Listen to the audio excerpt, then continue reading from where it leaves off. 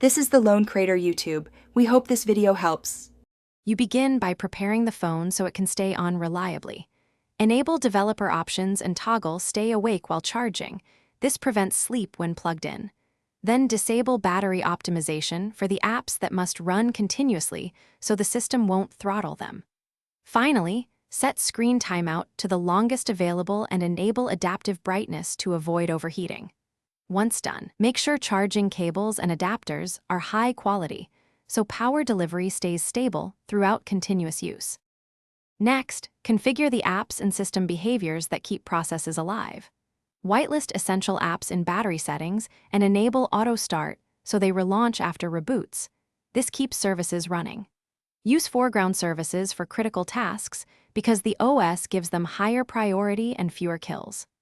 Adjust background sync intervals to reduce CPU wake-ups and disable unnecessary push notifications that wake the device. Make sure to monitor app CPU and network use. Excessive spikes cause thermal shut. To finish, maintain stable power and have a troubleshooting plan. Use high-quality chargers and, if needed, active cooling or a lower CPU governor to avoid thermal throttling. This preserves uptime.